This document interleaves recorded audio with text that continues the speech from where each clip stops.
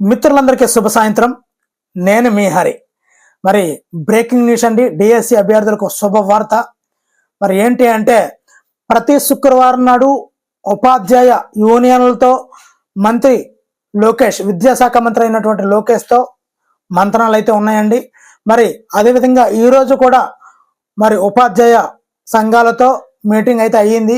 అందులో ఉన్నటువంటి సారాంశం ఏమిటంటే, డిసెంబర్ 5వ తేదీన, మరలా చెప్తున్నాను, డిసెంబర్ 5వ తేదీన నోటిఫికేషన్ ఇవ్వడానికి సిద్ధమైపోయారండి. ఆల్రెడీ ఉపాధ్యాయ యూనియన్లతో కూడా చెప్పడం అయితే జరిగింది. కాబట్టి డిసెంబర్ 5న నోటిఫికేషన్ అనేది రెడీగా ఉందండి.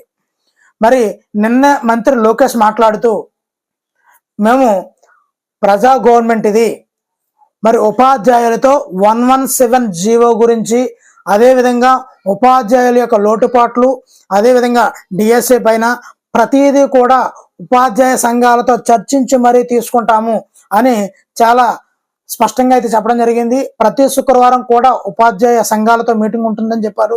అదేవిధంగా ఈ శుక్రవారం అంటే ఈ రోజున కూడా మీటింగ్ అయితే అయ్యిందండి. మరి డిసెంబర్ 5వ తేదీన నోటిఫికేషన్ ఇస్తామని కరాఖండిగా చెప్పారండి. అదేవిధంగా మనకి టెట్ 2012లో టెట్ క్వాలిఫై అయ్యానండి, అది లైఫ్ టైం వ్యాలిడిటీ కాదా అంటూ చాలా మంది కామెంట్ అయితే చేస్తున్నారండి. ఇది ఇక్కడ జీవో పెడుతున్నాను చూడండి. దీనిలో ఈ జీవో ప్రకారంగా 2011 నుండి 2011 టెట్ నుంచి ప్రతి టెట్ కూడా 11, 12 నెక్స్ట్ వచ్చిన టెట్లు అన్నీ కూడా లైఫ్ టైం వ్యాలిడిటీ కలిగి ఉన్నాయండి. ఎటువంటి డౌట్ అవసరం లేదు. 2018లో టెట్ క్వాలిఫై అయినా, 2020లో టెట్ క్వాలిఫై అయినా, 2022లో టెట్ క్వాలిఫై అయినా, వీళ్ళందరూ కూడా 2011 నుండి అందరికి కూడా లైఫ్ టైం వ్యాలిడిటీ ఉంటుందండి.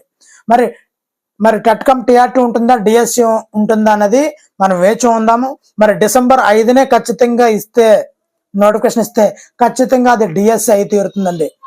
మరి టెట్ కమ్ టీఆర్టీ కూడా అయ్యే పరిస్థితి లేదు. ఎందు గురించి అంటే, ఏదైనా అకాడమిక్ ఇయర్ క్లోజ్ అవ్వడానికి మార్చి లేదంటే ఏప్రిల్లో ఫైనల్ ఎగ్జామ్స్ ఉంటాయి, క్లోజ్ అవ్వాలి. మరి మార్చిలో అవ్వాల్సినటువంటి ఎగ్జామ్స్ని ముందుగా ఫ్రీపోన్గా చేయడానికి 4 నెలలు ముందుగా ఎవరు మరి నెక్స్ట్ డిఎస్సికి తోసేస్తారు వాళ్ళందరినీ.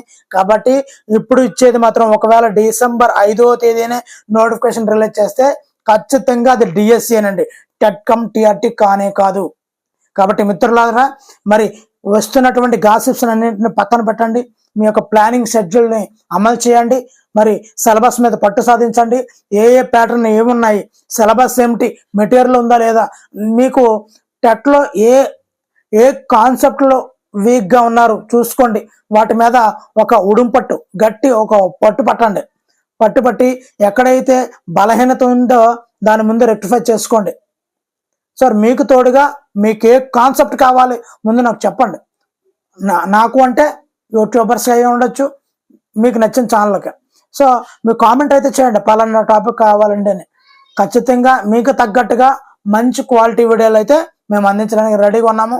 కాబట్టి మిత్రులారా, డిసెంబర్ 5 వచ్చేస్తుంది. అక్కడి నుంచి 3 నెలల గ్యాపు, అంటే డిసెంబర్ 5 నుంచి జనవరి 5 కరెక్ట్గా ఏదో స్కేల్ కొలిసినట్టే కొలిచి 3 నెలల గ్యాప్లో టెట్ పెట్టారు. మీకు టెట్ నోటిఫికేషన్కి, టెట్ ఎగ్జామ్కి కరెక్ట్గా మెజర్మెంట్ కొలిచి 3 నెలల కాలాన్ని కొలిచి మరీ ఇచ్చారండి. అదేవిధంగా డిసెంబర్ 5న వస్తే జనవరి 5కి, ఫిబ్రవరి 5, మార్చి 5 నుండి ఎగ్జామ్స్ స్టార్ట్ అయిపోతాయండి. మార్చి 5 నుంచి మీకు ఎగ్జామ్స్ అయితే స్టార్ట్ అయిపోతాయి. కాబట్టి ఎక్కడ కూడా మిస్ అవ్వద్దు.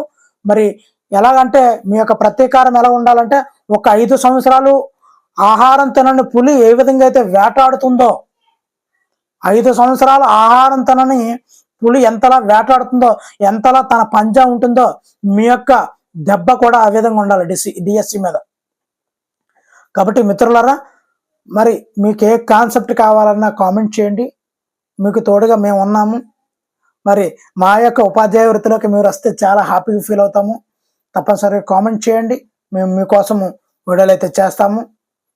మరి మంచి జరుగుతుంది, అంతా పాజిటివ్గా ఉండండి. చాలామంది చాలా రకాల ఊహాగానాలు చెప్తారండి. వాళ్ళు బయటకు వచ్చి ఏం చెప్తారంటే, డిఎస్సి అవ్వదు, ఈ గవర్నమెంట్లో అవ్వదు, లాస్ట్ గవర్నమెంట్ అవ్వలేదు, ఈ గవర్నమెంట్లోనే అవ్వదు, మనం మోసపోయామని చెప్తారు. కానీ వాళ్ళు ఇంటికి వెళ్ళి చదివేస్తుంటారు.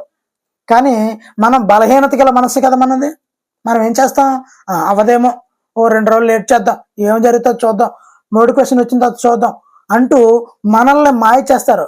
అంటే ఏం జరుగుతుంది, ఇండైరెక్ట్గా వాళ్ళు చదవాల్సిన ప్రిపరేషన్ వాళ్ళు చేసేస్తున్నారు, మిమ్మల్ని డీలే చేస్తున్నారు. అంటే వాళ్ళకి కాంపిటీషన్ అనేది తగ్గిపోతుంది.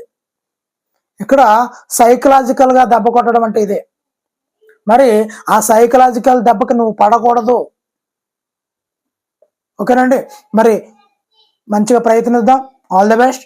మరి మీ యొక్క గెలుపులో మా పాత్ర కూడా ఉంటుంది, ఉపయోగించుకోండి, వాడుకోండి సార్, వాడుకోండి. మీకు ఏ కాన్సెప్ట్ కావాలో చెప్పండి, చేయిస్తాం. Okay, thank you for watching. Like చేయడం అయితే మర్చిపోవద్దండి. Thank you for watching. మీ హరి సైనింగ్ అవుట్.